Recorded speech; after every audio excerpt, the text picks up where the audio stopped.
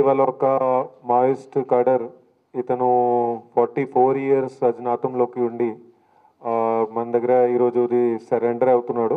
So basically దీనికోసం ఇది press conference ఈరోజు చేస్తున్నాము. ఇతని పేరు వచ్చేసి మందా రూబేన్ ఎలియాస్ కన్నన్న.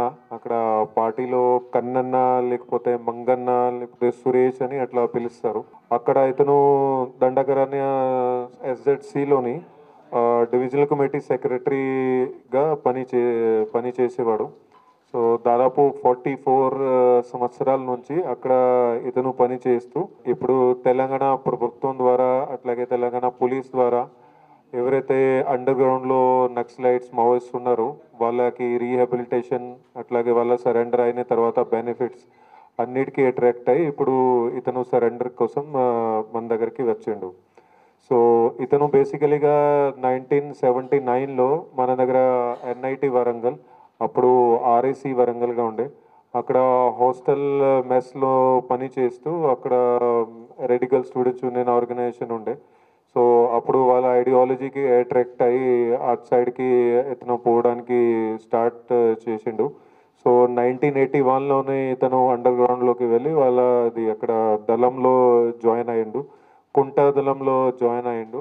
సో తర్వాత అక్కడ దళంలోనే ఉండి కొన్ని ఏదైతే వేరే వేరే కిల్లింగ్స్ ఉన్నాయి వాటిలో కూడా పార్టిసిపేట్ అయ్యిండు. కొంతమంది పోలీస్ కిల్లింగ్స్లోని అట్లాగే జనరల్ పబ్లిక్ని చంపారు, వాటిలో కూడా పార్టిసిపేట్ అయ్యిండు.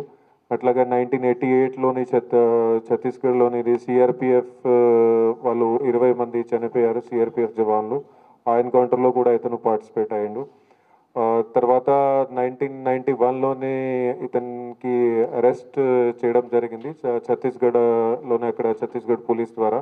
సో అప్పుడు జైల్లో ఉండి జైలు నుంచి కూడా పరారయ్యిండు. అది జగదల్పూర్ జైల్ అని ఉండే. సో జగదల్పూర్ జైల్ బ్రేక్ అది కూడా ఫేమస్ అయింది, అక్కడ నుంచి కూడా వీళ్ళు ఎస్కేప్ అయ్యారు కొంతమంది. తర్వాత అట్లానే పార్టీలోనే పనిచేస్తూ 2005లో ఇతనికి డివిజన్ కమిటీ మెంబర్ గారి ప్రమోషన్ ఇచ్చారు. కానీ అప్పటి నుంచి ఇతను యాక్టివిటీ అంటే వాళ్ళ కోసం కోళ్ళు పెంచడం అట్లాంటివి, అలాగే వాళ్ళది వ్యవసాయం చూసుకోవడం, వాళ్ళకి ఏదైనా సప్లైస్ ఇవ్వడం అక్కడ పార్టీ మెంబర్స్కి. సో 2005 నుంచి అదే పని చేస్తున్నాడు. అక్కడ CGలోని ఛత్తీస్గఢ్లోని గుండరాయ్ అనే విలేజ్ ఉంది. సో అక్కడ పెళ్ళి చేసుకొని అక్కడ ఇతనికి 2 పిల్లలు కూడా ఉన్నారు. సో మావోయిస్ట్ పార్టీకి టోటల్గా సపోర్ట్ చేస్తూ ఇప్పుడు తెలంగాణ ప్రభుత్వం ద్వారా ఇచ్చే అన్ని కూడా రీహాబిలిటేషన్ ఫెసిలిటీస్కి అట్రాక్ట్ అయ్యి ఇప్పుడు మన దగ్గరికి సరెండర్ కావడానికి వచ్చిండు. సో ఇప్పుడు ఇతని సరెండర్ తర్వాత ఇక్కడ వరంగల్ పోలీస్ ద్వారా అట్లాగే తెలంగాణ పోలీస్ ద్వారా ఇతనికి సరెండర్ బెనిఫిట్స్ ఒక క్యాష్ రివార్డ్ ఉంటుంది ఇమీడియట్గా, అది ఇతనికి ఇవ్వడం జరుగుతుంది. దాంతోపాటుగా ఇంకా వేరే వేరే రీహాబిలిటేషన్ మెజర్స్ మన గవర్నమెంట్ తరఫు నుంచి ఏదైతే ఉన్నాయో అవన్నీ కూడా ప్రొవైడ్ చేస్తాము.